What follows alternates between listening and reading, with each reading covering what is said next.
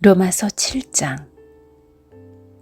형제 자매 여러분, 나는 지금 율법을 아는 여러분에게 말하고 있습니다. 여러분은 율법이 사람이 살아있는 동안에만 그 사람을 지배한다는 것을 알지 못합니까? 이를테면 결혼한 여자는 남편이 살아있는 동안에는 법에 의해 남편에 매여 살아야 합니다.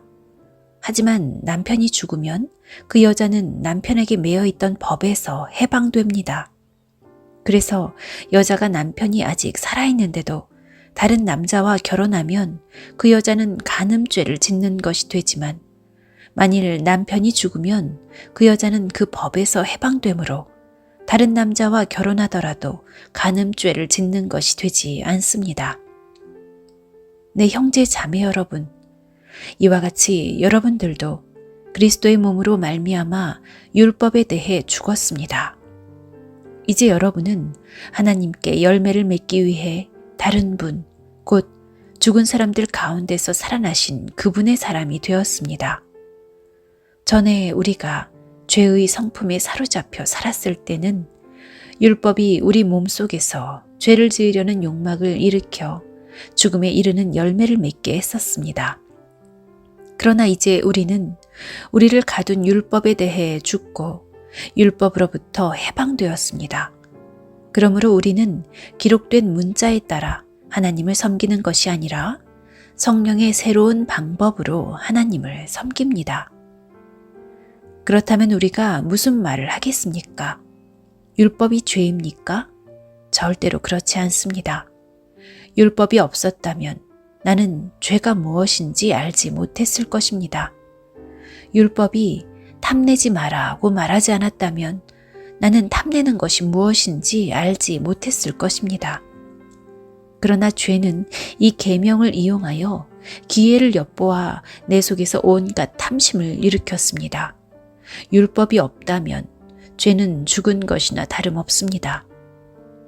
전에 내가 율법과 상관이 없었을 때 나는 살아 있었습니다. 그러나 계명이 들어오자 죄가 살아났고 나는 죽었습니다. 그래서 생명으로 인도해야 할 계명이 사실 나를 죽음으로 이끄는 계명이 되고 말았습니다. 죄가 계명을 이용하여 기회를 엿보아 나를 속였고 그 계명으로 나를 죽였습니다. 그러므로 율법은 거룩하며 계명도 거룩하고 의롭고 선합니다. 그렇다면 선한 것이 나에게 죽음을 가져다 주었단 말입니까? 절대로 그렇지 않습니다. 죄가 죄인 것으로 드러나도록 하기 위해서 죄는 선한 것을 이용하여 나에게 죽음을 가져왔습니다. 그리하여 죄는 계명을 통해 한층 더 죄의 참모습을 드러내게 된 것입니다. 우리는 율법이 영적인 것이라는 사실을 압니다. 그러나 나는 영적이지 못하며 죄의 노예로 팔린 몸입니다. 나는 내가 하는 일을 이해를 못하겠습니다. 내가 하고 싶어 하는 일은 하지 않고 미워하는 일을 행하고 있으니 말입니다. 내가 그런 일을 하면서도 그 일을 원하지 않는 것은 율법이 선하다는 것을 인정하는 셈입니다. 그런데 이제는 원하지 않는 일을 하는 존재는 내가 아니라 내 안에 살고 있는 죄입니다. 나는 내 안에, 다시 말해서 나의 죄악된 본성 안에 선한 것이라고는 하나도 존재하지 않는다는 사실을 압니다. 선을 행하려는 바람은 내게 있지만 선을 행할 수는 없습니다. 나는 원하는 선은 행하지 않고 원하지 않는 악을 행합니다. 내가 원하지 않는 일을 행하고 있다면 그 일을 행하는 자는 내가 아니라 바로 내 안에 살고 있는 죄입니다. 그러므로 나는 이런 법칙을 발견했습니다. 선을 행하려는 마음은 나에게 있지만 악이 나와 함께 있다는 것입니다. 사실 나의 속 중심에서는 하나님의 법을 즐거워합니다. 그러나 나의 몸의 여러 부분들에서는 다른 법이 작용하고 있습니다. 그 법이 내 마음의 법과 싸워 나를 내 몸에서 작용하고 있는 죄의 법에 사로잡히게 합니다. 나는 참으로 비참한 사람입니다. 누가 나를 이 사망의 몸에서 구원해내겠습니까? 우리 주 예수 그리스도로 인하여 하나님께 감사합니다. 그러므로 나는 마음으로는 하나님의 법에 복종하는 한편 죄악된 본성으로는 죄의 법에 복종하고 있습니다.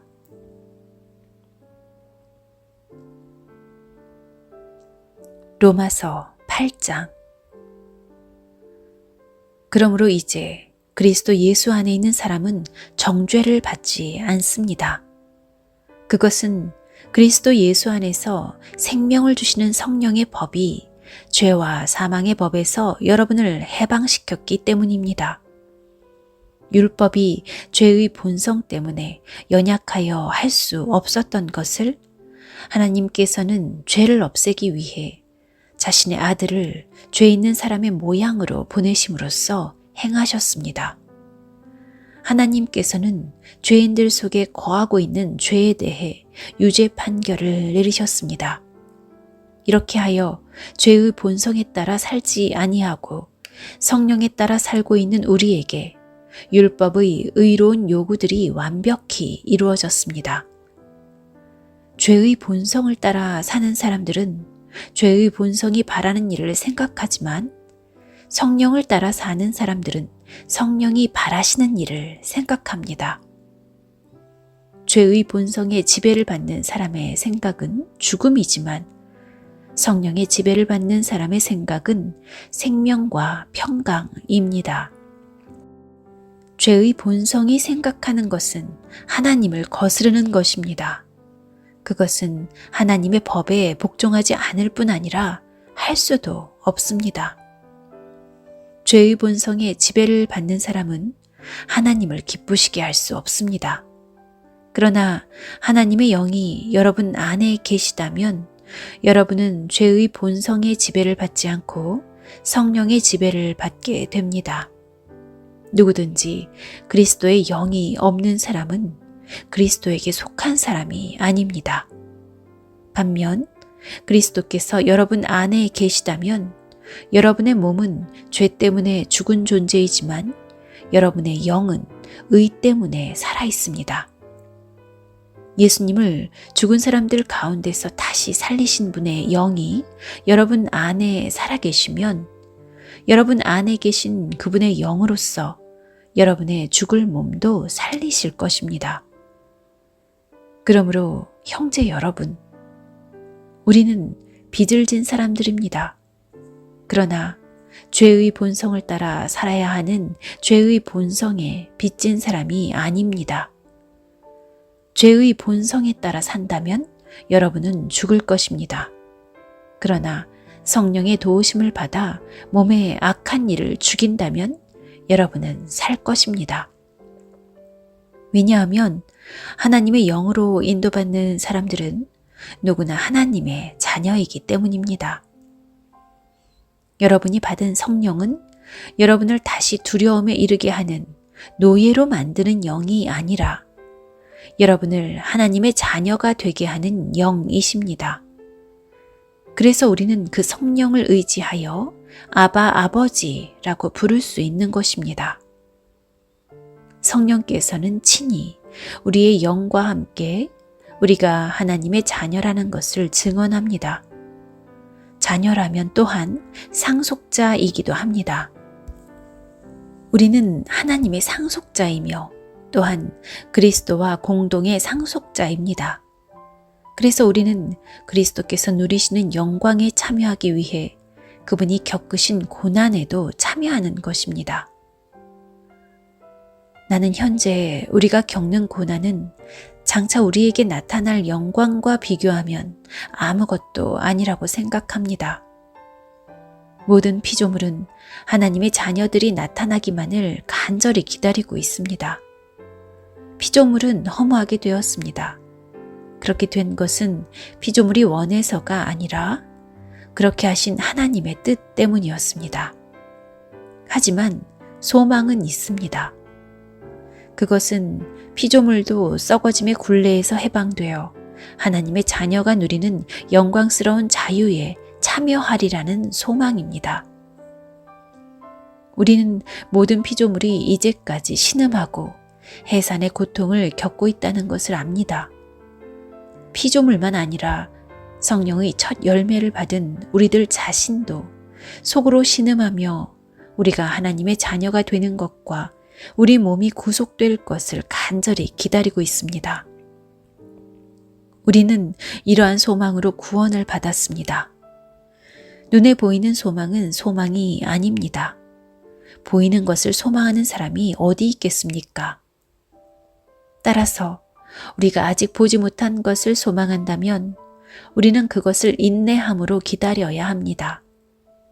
이처럼 성령께서는 우리의 약함을 도와주십니다.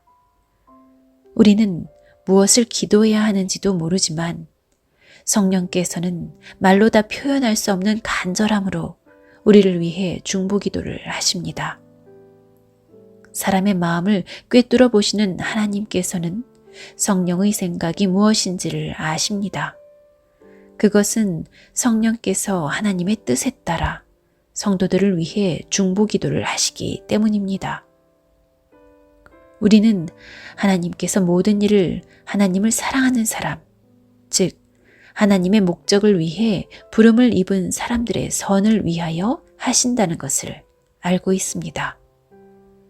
하나님께서는 전부터 아셨던 사람들을 그분의 아들과 동일한 형상을 갖도록 미리 정하시고 하나님의 아들을 많은 형제들 중에서 맏아들이 되게 하셨습니다.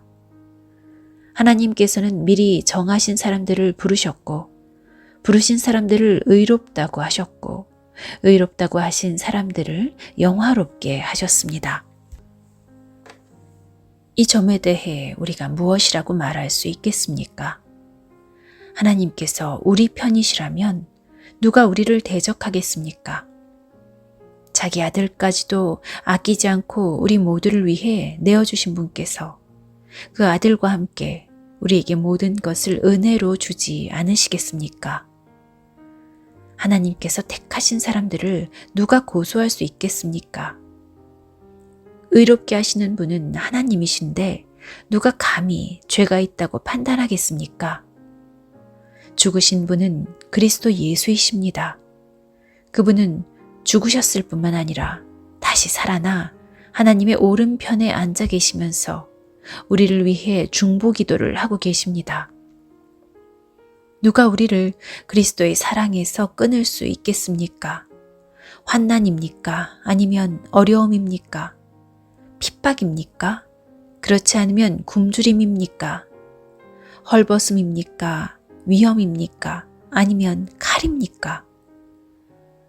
성경에 기록된 것처럼 우리는 하루 종일 주님을 위해 죽음에 직면하고 있습니다. 우리는 도살당할 양과 같은 대접을 받았습니다. 그러나 우리는 우리를 사랑하신 하나님을 힘입어 이 모든 것을 이기고도 남습니다. 나는 확신합니다. 죽음이나 생명이나 천사들이나 하늘의 권세자들이나 현재 일이나 장래 일이나 어떤 힘이나 가장 높은 것이나 깊은 것이나 그 밖에 어떤 피조물이라도 우리를 우리 주 그리스도 예수 안에 있는 하나님의 사랑에서 끊을 수 없습니다.